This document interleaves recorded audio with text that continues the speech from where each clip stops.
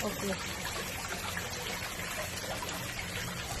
เอาไปวาง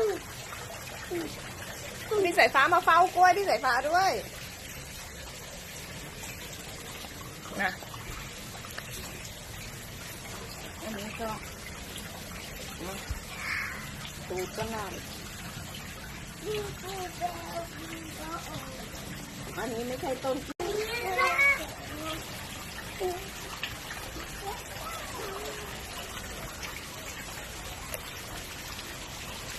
กล้วยของใครนะกล้วยของใครนะพี่สายฟ้าร้อนลูกถอย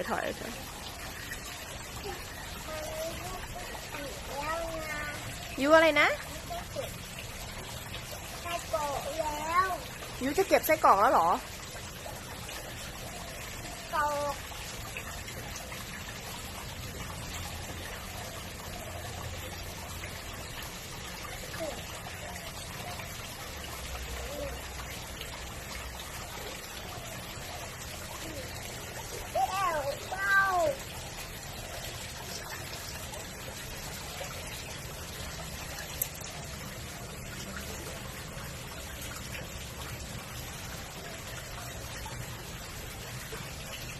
เอ้า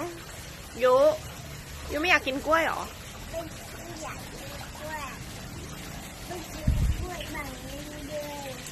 ไม่กินกล้วยเหรอพี่สายฟ้ากล้วยสุกยังเนี่ยมาดูสิ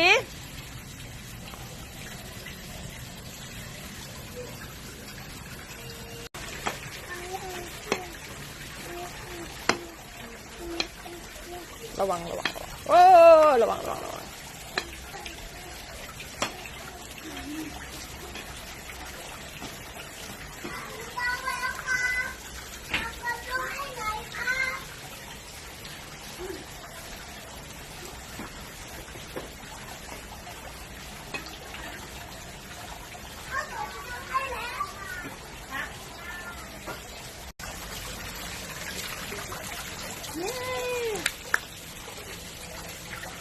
หอมไหม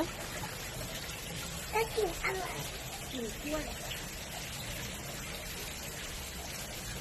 ได้เปิดได้ไหมเปิดได้ครับ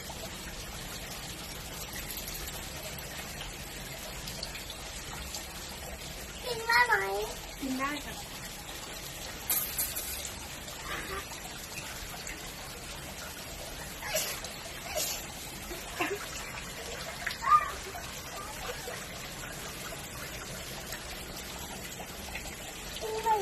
กินได้กินหน่อยขอกินหน่อยได้พี่สายฟ้ามานั่งรอตรงนี้ดีกว่าครับมา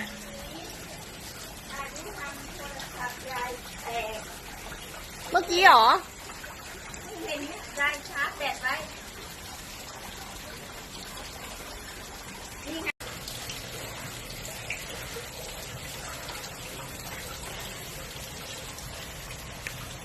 พอไหม